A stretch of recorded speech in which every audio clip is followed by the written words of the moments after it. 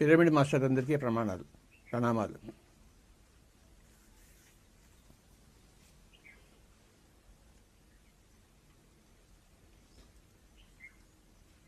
ప్రతిరోజు మనం ఏదో ఒక కొత్త విషయం గురించి తెలుసుకుంటూనే ఉన్నాం.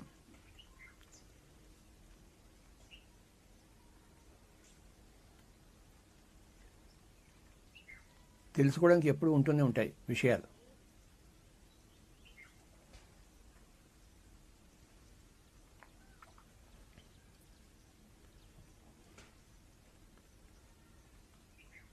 మనం దేని గురించి తెలుసుకుంటున్నాము? మన గురించి మనం తెలుసుకుంటున్నాం.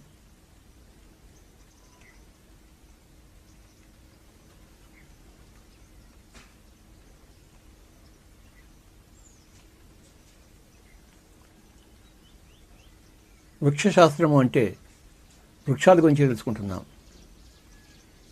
జంతుశాస్త్రం అంటే జంతువుల గురించి తెలుసుకుంటున్నాం. ఖగోళ శాస్త్రం అంటే ఖగోళలోని లోకాల గురించి తెలుసుకుంటున్నాం.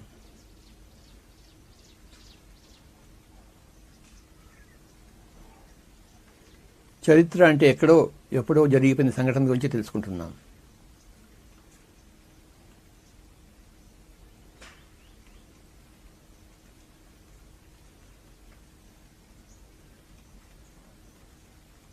కానీ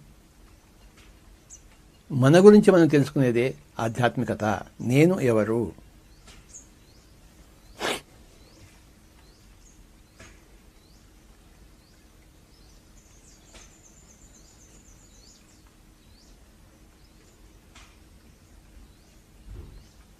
నేను ఏమిటి? నేను ఎందుకు? నేను ఎలా? నేను ఏమిటి? నేను ఎందుకు? నేను ఎలా?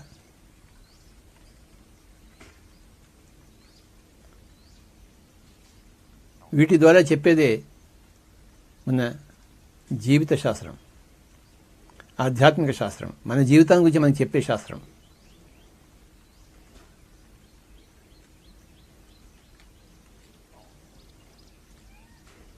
ప్రతిరోజు రాత్రి మనం నిద్రపోతుంటాం. రాత్రి కాగానే నిద్ర వస్తూ ఉంటుంది.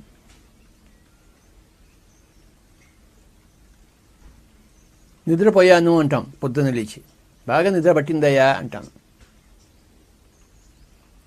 లేకపోతే కలత నిద్ర పట్టిందయ్యా, ఏవేవో స్వప్నాలు వచ్చాయి నాయన,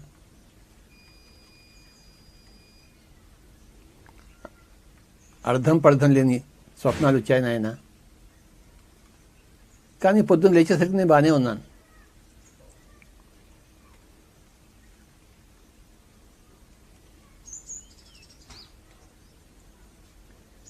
అని పొద్దున్నే లేచి ఇచ్చగా తన పనులు తాను చేసుకుంటూ, తన కోరికలతో తాను సతమతం అవుతూ, తన భావోద్వేగాలు మునిగి తేలుతూ మళ్ళీ రాత్రి వస్తుంది.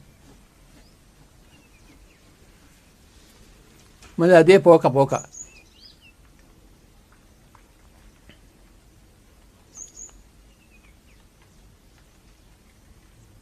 మళ్ళీ నిద్రపోతాము. ఎక్కడికి పోతామో తెలియదు.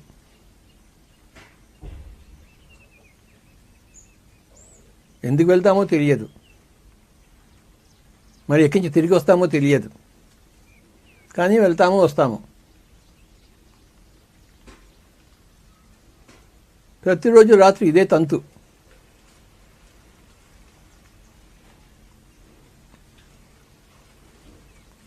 పగలంతా మెలకువగా ఉంటాము, ప్రపంచాన్ని చూస్తూ ఉంటాము, ప్రపంచంతో మాట్లాడుతూ ఉంటాము, ప్రపంచంలో చేయాలనుకున్న పనులన్నీ చేస్తూనే ఉంటాం.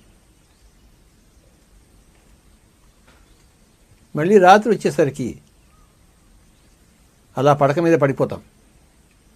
కళ్ళు మూతలు పడిపోతాయి. మళ్ళీ ఎక్కడికో ప్రయాణం.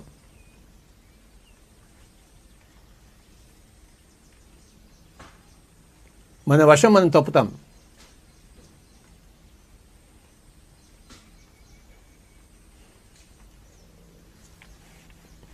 వీటిని 3 అవస్థలు అన్నారు.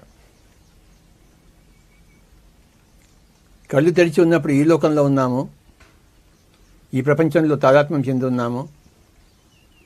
దాన్ని జాగ్రత్త అవస్థ అంటారు. రాత్రిపూట కళ్ళు మూతపడిపోయినప్పుడు శరీరం నుంచి జీవాత్మ బయటకు వచ్చేస్తుంది.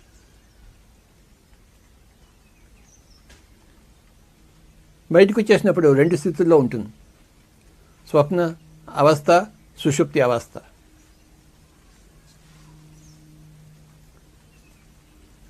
డీప్ స్లీప్ అయితే సుషుప్తి, చెదురుమదురుగా స్లీప్ అయితే అది స్వప్నావస్థ.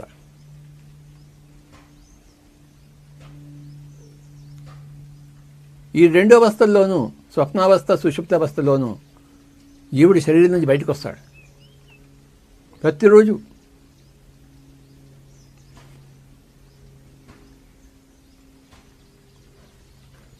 ప్రతిరోజు మన శరీరం బయట గడుపుతున్నాము.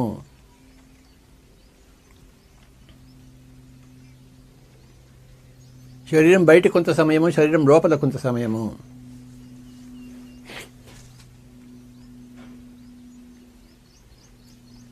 రాత్రిపూట శరీరం బయట గడుపుతున్నాం మనం, స్వప్నావస్థలో, సుషుప్తి అవస్థలో, deep sleep and dream state.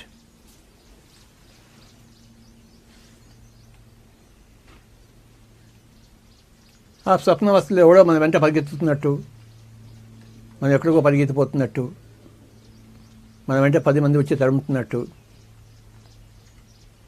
రకరకాలుగా వస్తుంటాయి.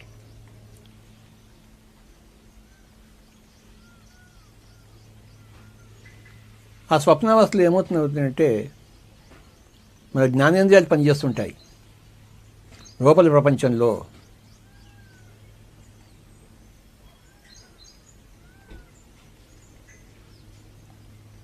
సుషుప్తి అవస్థలో మన జ్ఞానేంద్రియాలను కూడా మనం వదిలిపెట్టేస్తాం. వదిలిపెట్టేసి ఉన్నత లోకాలకు వెళ్ళిపోతాం, మన స్వస్థలానికి వెళ్ళిపోతాం. ఎక్కడి నుంచి వచ్చామో అక్కడికి వెళ్ళిపోతాం. దాన్ని సుషుప్తి అవస్థ అంటారు.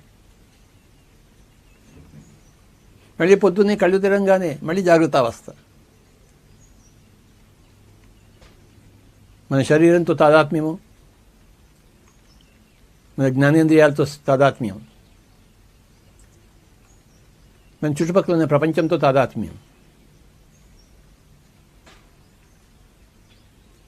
రాత్రి కాగానే శరీరాన్ని వదిలిపెట్టేస్తాము, ఈ ప్రపంచాన్ని వదిలిపెట్టేస్తాము, ఈ జ్ఞానేంద్రియాలను వదిలిపెట్టేస్తాము.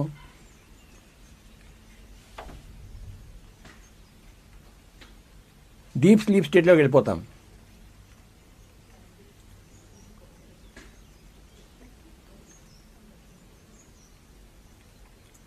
ఎందుకు ఇలా జరుగుతుందంటే ఇదంతా ప్రకృతి నియమం. మన శరీరంలో మనం ఉంటున్నాము,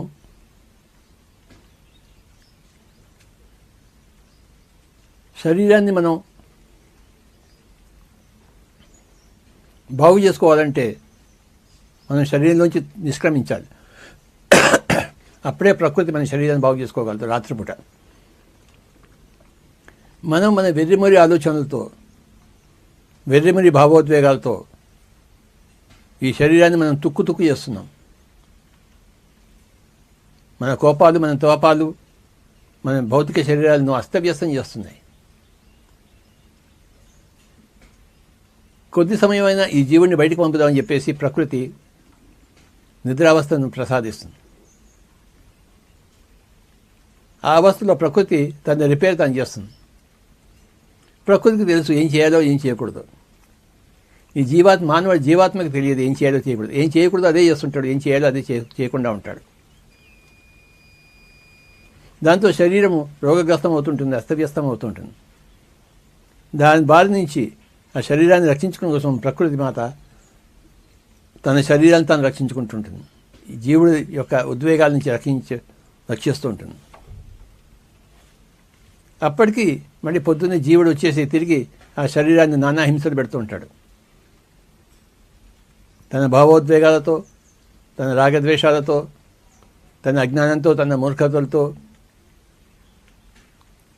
ఆ శరీరంలో ఆల్కహాల్ వేస్తూ, ఆ శరీరంలో పనికిరాని అని భోజనం అనుకుంటూ వేస్తూ, పనికిరాని ఆలోచనలతో శరీర అంగాలను అస్తవ్యస్తం చేస్తూ ఉంటాడు. రాత్రి కొద్దిసేపు శరీరం నుంచి బయటికి పంపించేస్తుంది ప్రకృతి మాత. ఆ సమయంలో తన రిపేర్ తను చేసుకుంటుంది. శరీరంగాలను తాను భద్రపరుచుకుంటూ ఉంటుంది. శరీరం ప్రకృతి యొక్క బిడ్డ కదా.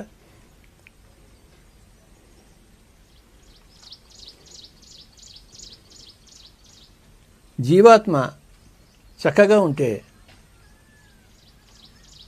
శరీరాన్ని పాడు చేసుకోకుండా ఉంటే, భావోద్వేగాలతో, మూర్ఖతలతో, పనికిరాని తిండితో, పనికిరాని తాగుడుతో ఈ శరీరం ఎంతకాలమైనా మంతుంది. అంత శక్తివంతమైనది ఈ భౌతిక దేహం.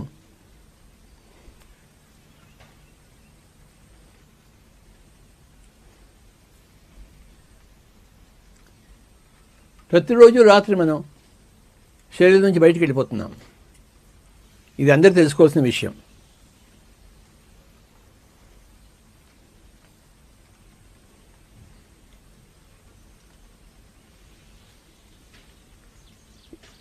ప్రతిరోజు రాత్రి నిద్రపూట శరీరం నుంచి బయటికి వెళ్ళిపోతున్నాం అనేది ఒక గొప్ప ఆధ్యాత్మిక సత్యం.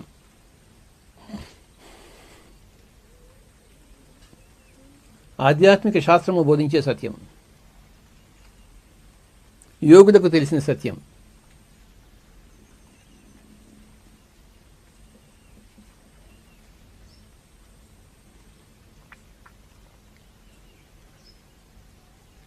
ఈ ప్రతిరోజు నిద్ర అనేది ఎలాంటిదంటే ఒకనొక జీవితాంతం తర్వాత వచ్చే చావు లాంటిది.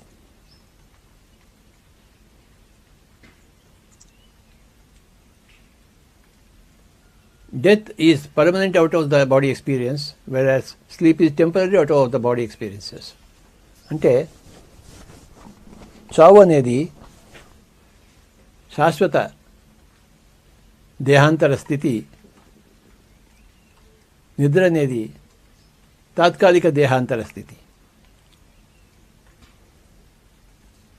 తాత్కాలికంగా దేహాల నుంచి బయటకు వచ్చిన స్థితి నిద్ర, శాశ్వతంగా దేహంలోంచి బయటకు వచ్చిన స్థితి చావు.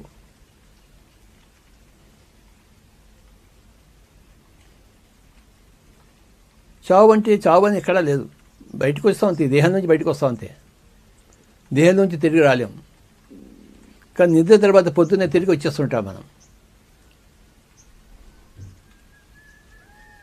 ఎన్ని రాత్రులు నిద్రపోయామో అన్ని పగళ్ళు మళ్ళీ తిరిగి వచ్చేసాము శరీరంలోకి. కానీ ఏ రోజైతే చావుకి చేరామో శరీరం వదిలిపెట్టేస్తాం, కానీ తిరిగి రాలేమో శరీరంలోకి.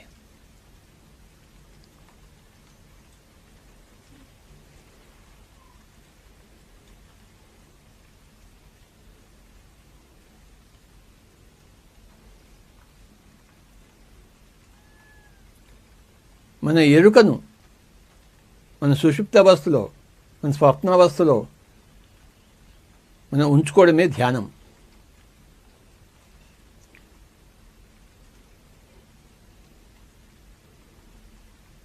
నిద్ర అన్నా, ధ్యానం అన్నా, చావన్న మూడు ఒకటే. ధ్యానంలో కూడా మనం శరీరాన్ని వదిలిపెడతాం, అయితే ఎరుకతో వదిలిపెడతాం. నిద్రలో ఎరుక లేకుండా వదిలిపెడతాము, చావులో ఎరుక లేకుండా వదిలిపెడతాము. యోగులైతే చావుల్లో కూడాను ఎరుకతో వదిలిపెడతారు.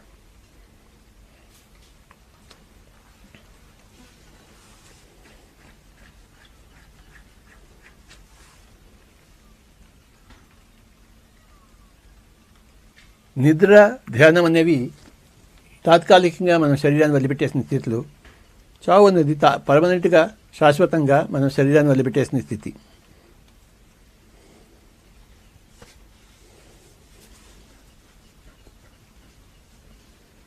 ఈ మూడు గొప్ప విషయాలు: నిద్ర, ధ్యానము, చావు.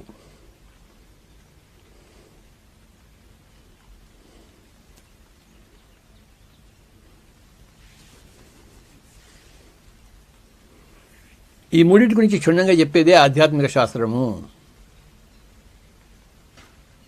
ఆధ్యాత్మిక శాస్త్రం చదివిన వాళ్ళకి నిద్ర అంటే తెలియదు, ధ్యానం అంటే తెలియదు, చావు అంటే అంతకన్నా తెలియదు.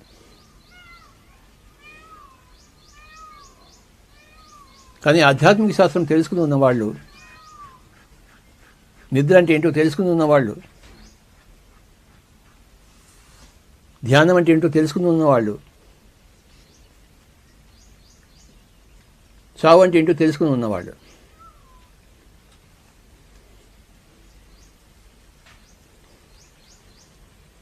నిద్రకి, ధ్యానానికి, చావుకి ఆశ్చర్యపడని వాళ్ళు.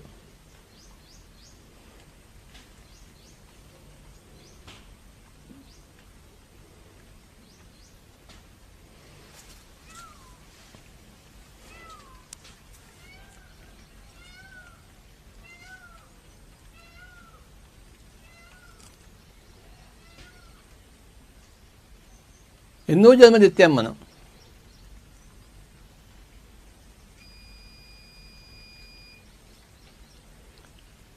ప్రతి జన్మ కూడా ఒక రోజు లాంటిదే.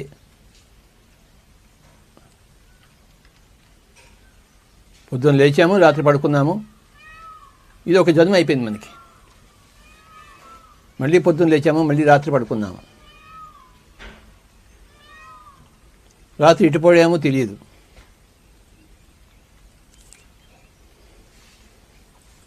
నిద్ర అనేది ప్రకృతి వరదానం మనకి. చావు అన్నది కూడా ప్రకృతి వరదానమే.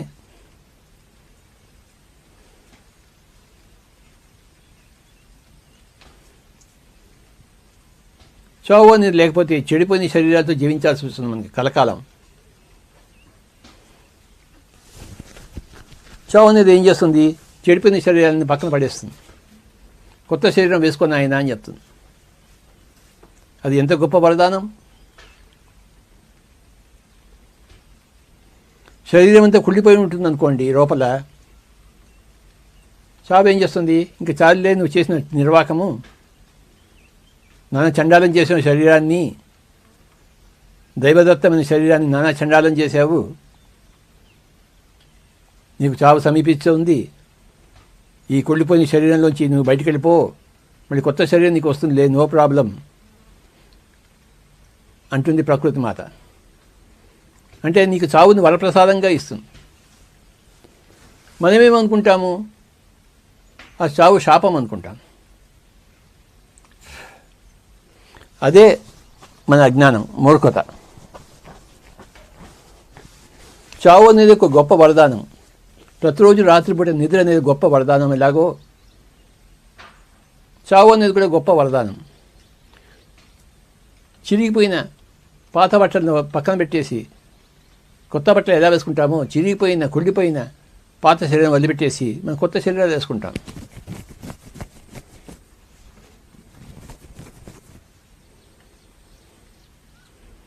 కుళ్ళిపోయిన శరీరంలో బతకాలా, కుళ్ళిపోయిన శరీరాన్ని బయటకు పడేసేయాలా? మనకేం అవసరం కుళ్ళిపోయిన శరీరంతో బాధపడడం?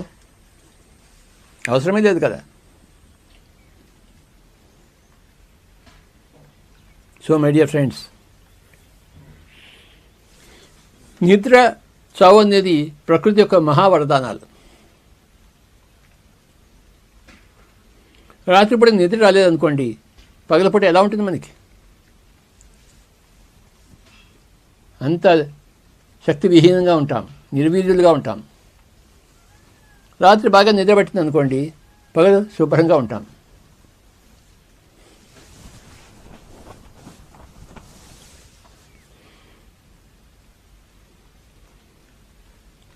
చావు రాలేదనుకోండి, ఈ భూమండలం అంతా ముసలి శరీరాలతో ఉండేది, కుళ్ళిపోయిన శరీరాలతో.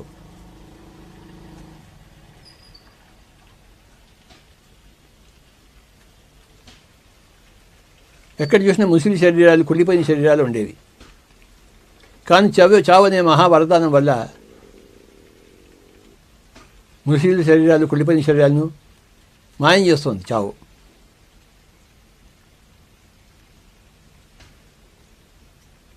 కొంచెం చక్కగా ఉన్న శరీరాలను ఉంచుతోంది.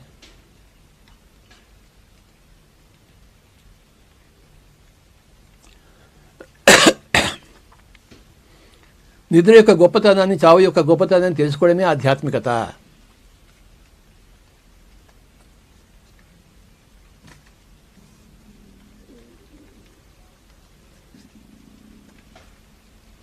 చావు యొక్క మూర్ఖతను గురించి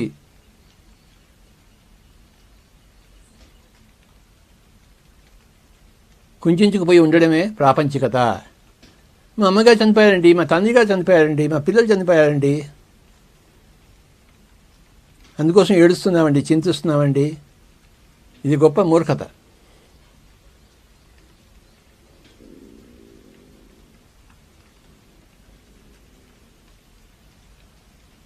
చావుకు మనం సంబరాలు చేసుకోవాలి, అది చేసుకోం.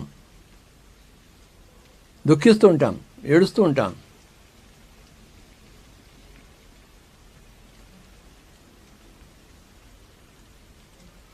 భగవద్గీతలో చెప్పినట్టు పండితుడు అనేవాడు చనిపోయిన వాడి కోసం కానీ చనిపోయేవాడి కోసం కానీ ఇద్దరి గురించి ఆలోచించాడు, ఏడవాడు. ఎవడైనా చనిపోతే ఓహో పోయాడు కదా అంటాం, ఎవడైనా పోబోతుంటే ఇంకా పోలేదా అంటాం. అంతే. దానికి చింతించవలసిన, ఆశ్చర్యపడవలసిన అవసరం కించిత్ మాత్రం కూడా లేదు.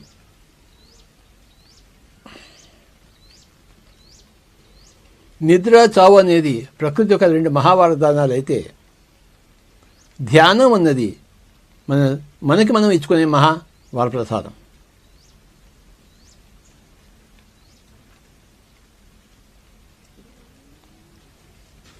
ధ్యానాన్ని ఏ అవస్థ అంటారు? జాగృత సుషుప్తి అంటారు. అంటే మనం డీప్ స్లీప్లో ఉంటాము, కానీ మన ఎరుకలో మనం ఉంటాం.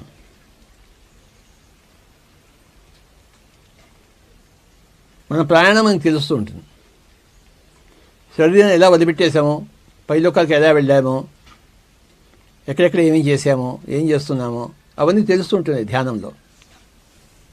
జాగ్రత్త అవస్థలో ఉంటాం, సుషుప్తి అవస్థలో, ధ్యానావస్థలో ఉంటాం, జాగ్రత్త అవస్థలో ఉంటాం.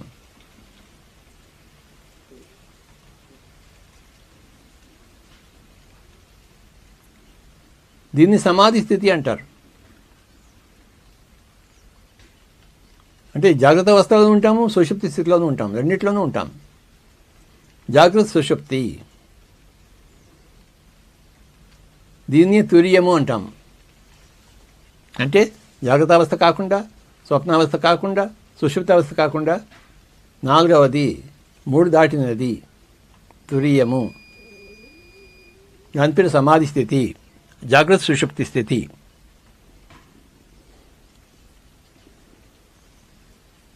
ఆ సమాధి స్థితిలో మనకి సమాధానాలు అన్నీ దొరుకుతాయి.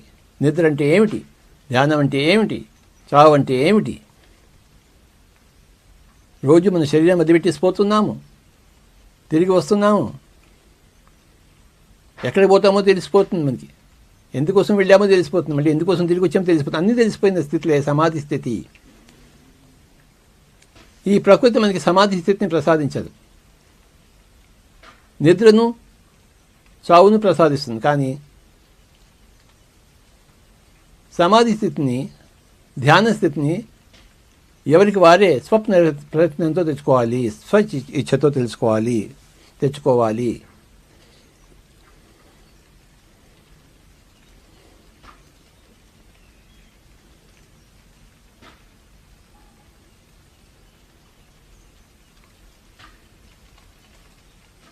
గుర్తుంచుకుందాం 3 విషయాలు: నిద్ర, ధ్యానము, చావు.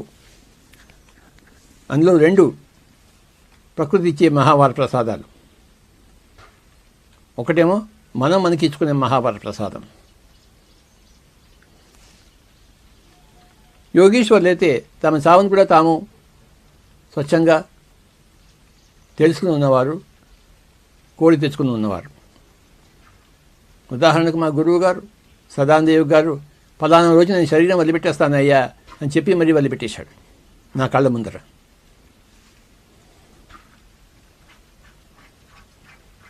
ఆయన మహాయోగీశ్వరుడు కనుక తన చావుని తానే నిర్ధారించుకొని తన సమయాన్ని తానే నిశ్చయించుకొని తను ఎలా వెళ్ళాలో అలా వెళ్ళిపోయాడు.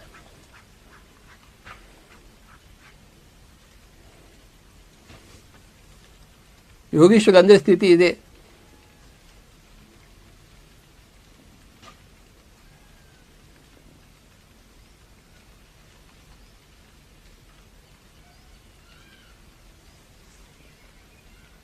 ఎన్నో జన్మలు ఎత్తుతుంటాం. జన్మ తర్వాత జన్మ, జన్మ తర్వాత జన్మ, జన్మ తర్వాత జన్మ, జన్మ తర్వాత జన్మ.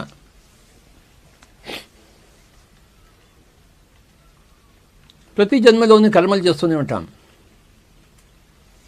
ఆ కర్మ ఫలితాన్ని అనుభవిస్తూనే ఉంటాం. కొన్ని చెడు కర్మలు, కొన్ని మంచి కర్మలు. మన శరీరం పట్ల మన చెడు కర్మలు, మన శరీరం పట్ల మన మంచి కర్మలు. చుట్టుపక్కల ప్రపంచం పట్ల చెడు కర్మలు, చుట్టుపక్కల ప్రపంచం పట్ల మంచి కర్మలు. మన కుటుంబం పట్ల చెడు కర్మలు, మన కుటుంబం పట్ల మంచి కర్మలు చేస్తూనే ఉంటాం. వాటి పర్యవసనాలు అనుభవిస్తూనే ఉంటాం. మై డియర్ ఫ్రెండ్స్, మన కర్మల ప్రభావమే మన శరీరం మీద పడుతూ ఉంటుంది, మన కుటుంబం మీద పడుతుంటుంది, మన ప్రపంచం మీద పడుతుంటుంది. మన కర్మలు ఎంత శుద్ధంగా ఉంటాయో అంత గొప్పగా ఉంటాం మనం.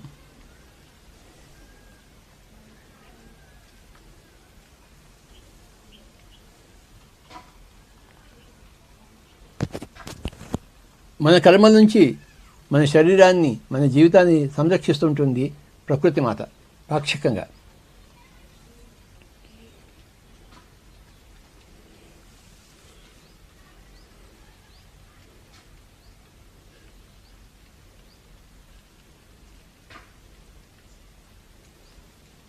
మన కర్మలు సరిగా ఉంటే రాత్రి సరిగ్గా నిద్రపడుతుంది.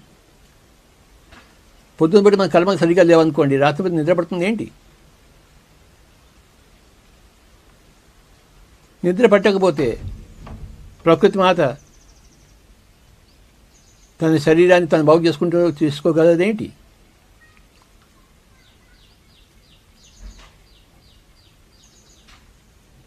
మన కర్మలు ఎంత బాగుంటాయో ప్రకృతి మాత మనకి అంత సంతోషంగా ఇస్తుంటుంది సరి అయిన ఫలితాలను. మన కర్మలు సరిగా లేకపోతే ప్రకృతి మాత మనకి సరికాని ఫలితాలను ప్రసాదిస్తూ ఉంటుంది.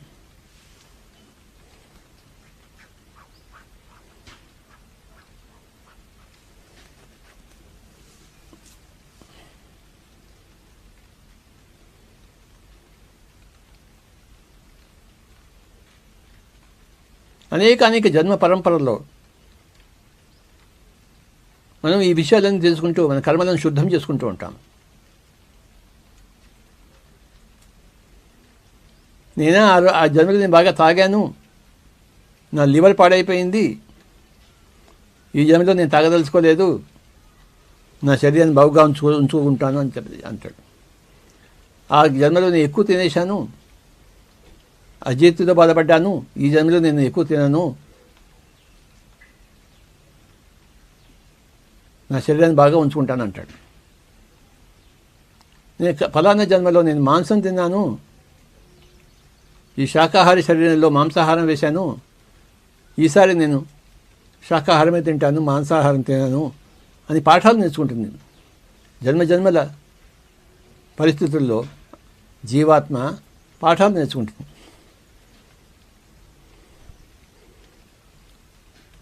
దుష్కర్మను సుకర్మగా పరిమార్చుకుంటుంది.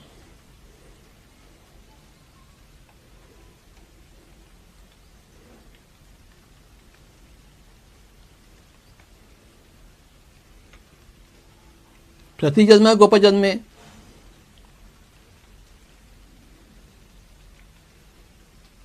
ప్రతి కర్మలోనూ ఎంతో జాగ్రత్తగా ఉండవలసిందే మనం.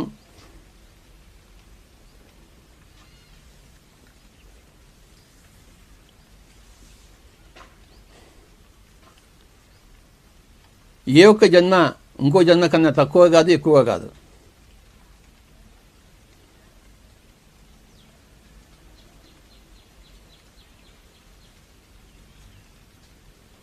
కొన్ని వందల జన్మలు ఎత్తి ఉన్నాము,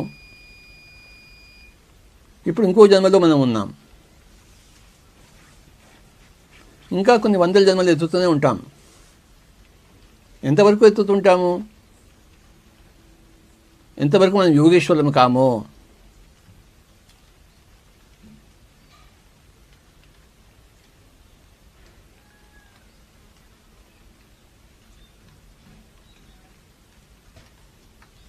ఎంతవరకు సత్యాలన్నింటినీ మనం తెలుసుకోమో అంతవరకు తెలుసుకుంటూనే పుడుతూనే ఉంటాం మనం.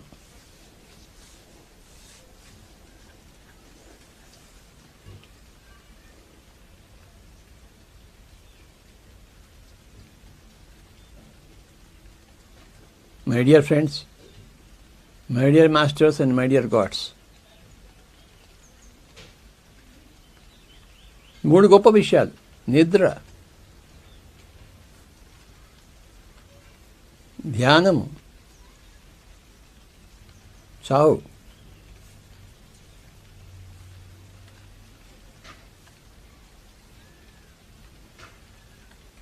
రాత్రిపూట కళలు ఎలా కంటామో పగటిపూట కళలు కూడా అలానే కంటుంటాం.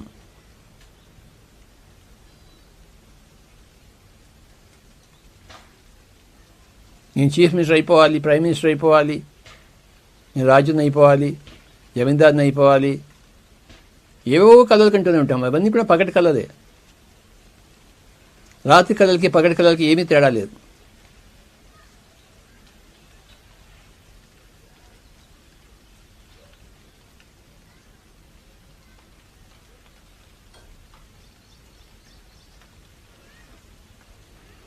రాత్రిపూట కళ అనేది, స్వప్నం అనేది ఎంత మాయా ప్రపంచమో, ఈ జాగ్రత్త అవస్థ కూడా అంతే మాయా ప్రపంచం.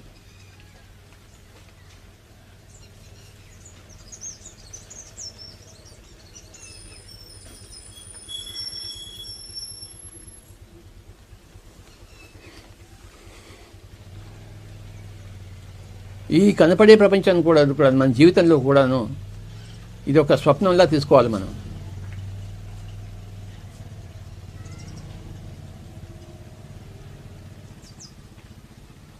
కస్త్వం కోహం కుత ఆయాతః కామే జననీ కోమే తాతః ఇతి పరిభావయ సర్వమసారం విశ్వం త్యక్వా స్వప్న విచారం.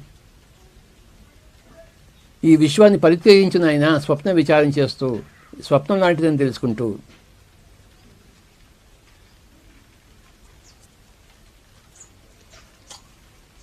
ఈ ప్రపంచానికి ఎక్కువ ప్రాముఖ్యం ఇవ్వమాక. ఇది స్వప్న ప్రపంచం లాంటిది. నువ్వెవడో తెలుసుకో. కస్త్వం, నువ్వెవడు. కోహం, నేనెవరిని. కుత ఆయాతః, ఎక్కడి నుంచి వచ్చాము. కామే జనని కోమే తాతః, ఎవరు నా తల్లి, ఎవరు నా తండ్రి. ఇది పరిభావయ సర్వమసారం, ఇలా భావిస్తూ సర్వాన్ని అసారంగా గ్రహిస్తూ విశ్వం త్యక్వా స్వప్న విచారం. ఈ విశ్వాన్ని కూడాను ఒక స్వప్నం భాతి, ఒక కళ భాతి మనం పరిత్యజించాలి. ఇందులో పూర్తిగా తారతమ్యం అయిపోకూడదు. ఇదేదో పెద్ద గొప్ప వాస్తవంలాగా, సత్యంలాగా. మనం రాత్రిపూట నిద్రపోతున్నప్పుడు కళకు వచ్చినప్పుడు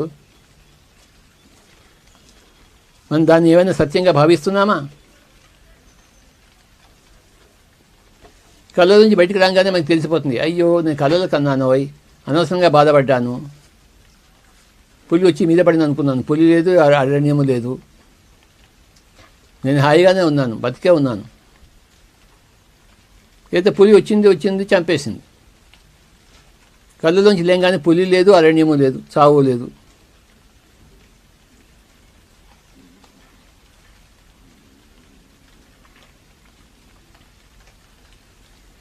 అలాగే మన జాగ్రత్త అవస్థలో కూడా, ఈ ప్రపంచంలో కూడాను ఈ రాజు అన్నది, రాణి అన్నది, జమీందారు అన్నది, అధికారం అన్నది,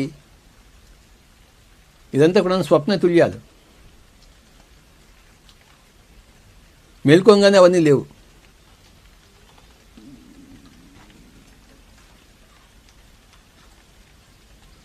హిట్లర్ నేను గొప్ప రాజుని అనుకున్నాడు, కానీ చనిపోయాడు. ఇప్పుడు ఏం చేస్తున్నాడు? ఎక్కడో ఏడుస్తూ ఉంటాడు.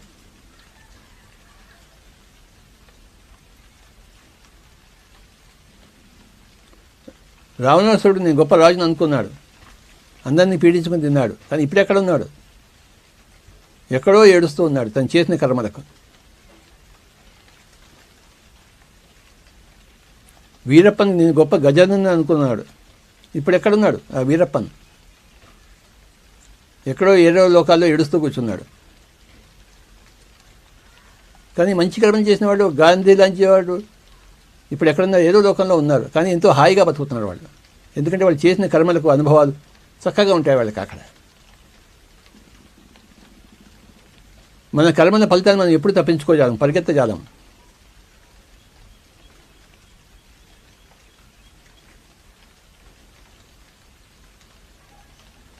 ఆధ్యాత్మికత ఏం బోధిస్తున్నాయా అంటే, నాయన మంచి కర్మలను చేసుకో, మంచి ఫలితాన్ని పొందుతూనే ఉండి ఎప్పటికప్పుడు. ఇంకోళ్ళకి హాని చేయమాక, నువ్వు హానిలో ఉండమాక. వీలైనంతగా మంచి చేయి అందరికీ, వీలైనంతగా మంచిలో ఉండు నువ్వు.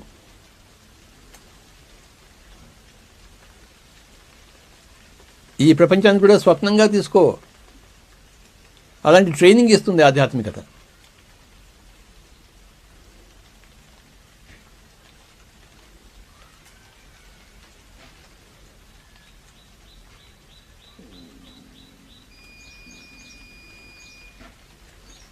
ఆధ్యాత్మికత ఎంత ముఖ్యమో చూడండి. నిద్ర అంటే ఏంటో తెలియజేస్తుంది, స్వప్నం అంటే ఏంటో తెలియజేస్తుంది, సుషుప్తి అంటే ఏంటో తెలియజేస్తుంది, సమాధి స్థితి అంటే ఏంటో తెలియజేస్తుంది, చావు లేదని తెలియజేస్తుంది.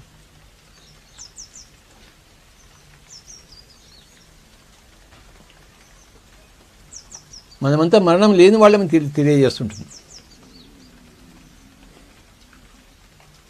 మనమంతా భగవత్ తత్వానికి చెందిన వాళ్ళని తెలియజేస్తుంటుంది.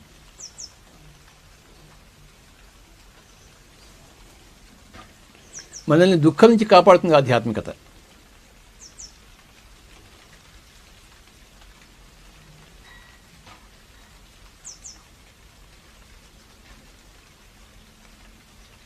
మనం శాశ్వతంగా జీవాత్మ పదార్థం అని చెప్తుంది.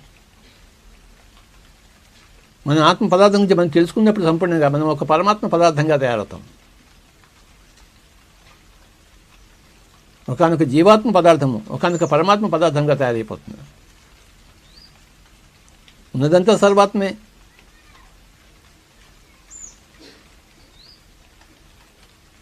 సర్వాత్మ అన్నదే మౌలిక సత్యం.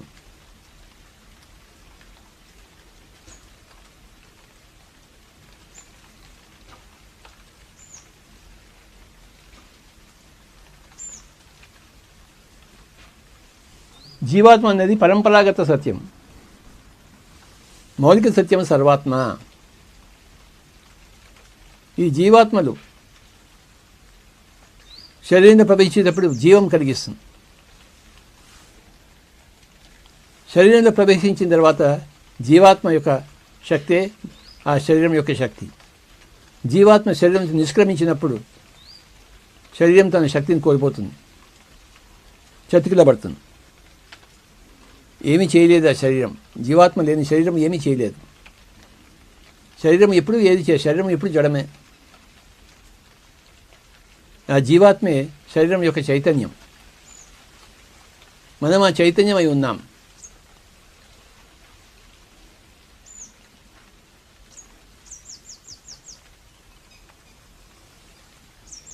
మై డియర్ ఫ్రెండ్స్, ఎన్నో ఉద్గ్రంథాలు ఉన్నాయి వీటన్నిటిని మనకి ప్రబోధించడం కోసం. క్రిస్టల్ క్లియర్గా చెప్పు ఉన్నాయి. చావు అంటే ఏంటి, నిద్ర అంటే ఏమిటి,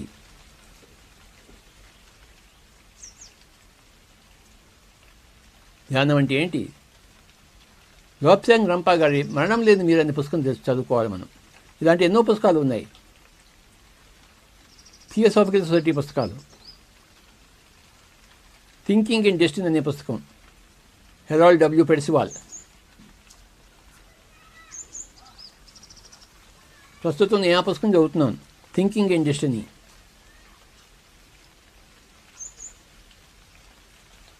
మన ఆలోచన ద్వారానే మన భవిష్యత్తు నిర్మాణం చెందుతుంటుంది ఎప్పటికప్పుడు. మన ఆలోచన ధోరణి ఎలా ఉంటుందో అటువైపు మన జీవితం ప్రసరిస్తుంపబడుతూ ఉంటుంది మన చేతనే. మన ఆలోచనలే మన జీవితానికి ఇటుకలు. ఇటుక పేర్చి ఎలా అయితే ఇల్లు కడతామో ఆలోచన పేర్చి మన జీవితం నిర్మాణం జరుగుతుంటుంది.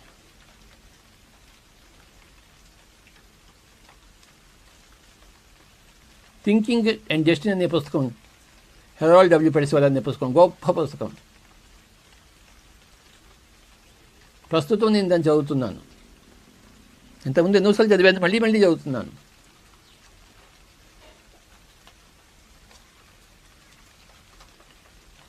మళ్ళీ ఈ విషయాలను తెలుసుకుంటూనే ఉండాలి మనం.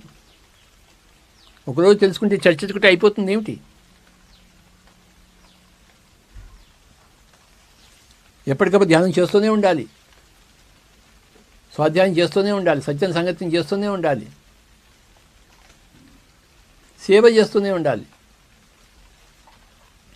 మన కర్మలను పరిపక్వం చేసుకుంటూనే ఉండాలి.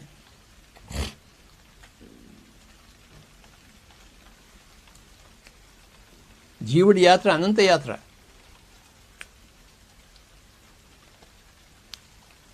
జీవుడి యాత్ర అంటే దేవుడి యాత్ర ఏది? జీవో దేవో సనాతన. ఈ జీవుడే సనాతనమైన దేవుడు. దేహో దేవాలయో ప్రోక్త జీవోదేవో సనాతన.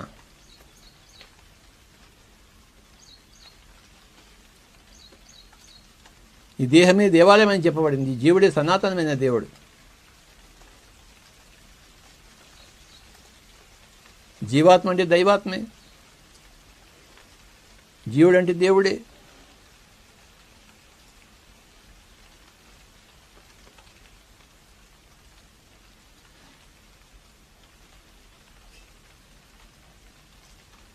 కాసేపు మనం ధ్యానం చేసుకుందాం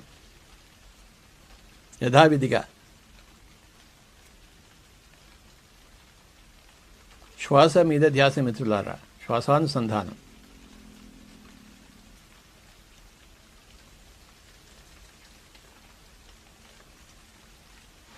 మనది మనం సశక్తీకరణం చేసుకుందాం ధ్యానం ద్వారా.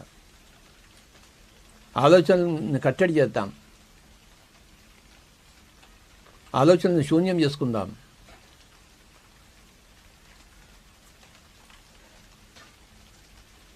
మాటలను శూన్యం చేసుకుంటే మౌనము, ఆలోచనలను శూన్యం చేసుకుంటే ధ్యానం.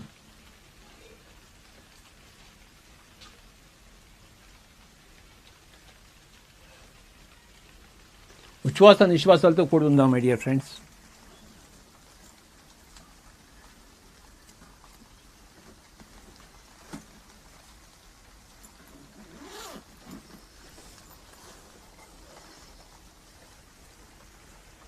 ససేమిరా కళ్ళు తెరవరాదు.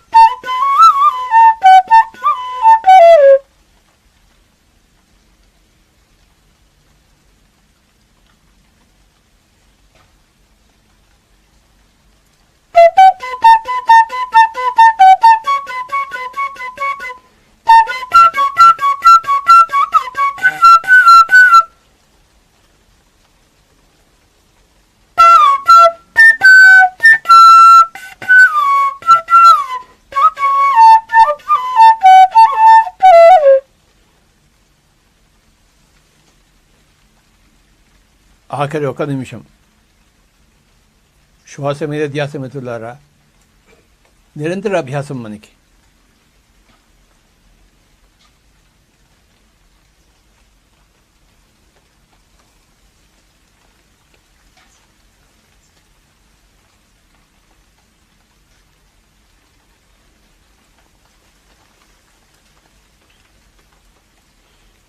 మనం కూడా ఆది శంకరాచార్యుల వాళ్ళ జీవిద్దాం.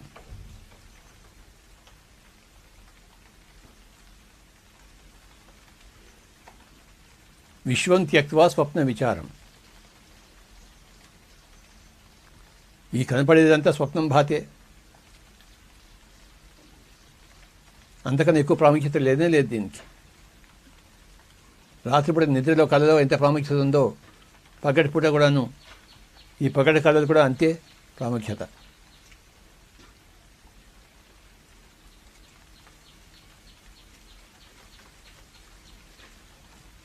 రాత్రిపూట మనకి ఏమీ కాలేదు, పగలపూట కూడా మనకి ఏమీ కాలేదు. మనకి చావు అనేది లేనే లేదు.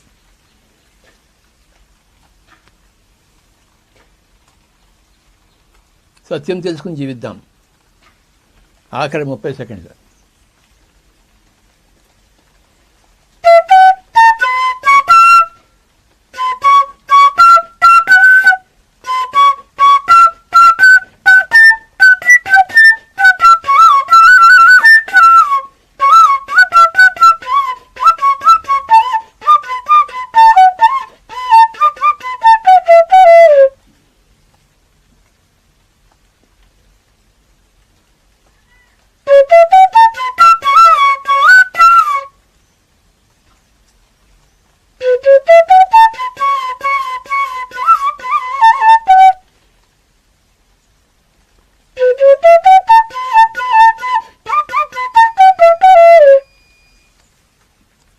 ఆఖరి 10 సెకండ్లు.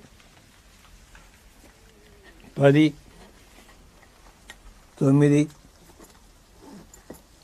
8, 7, 6, 5,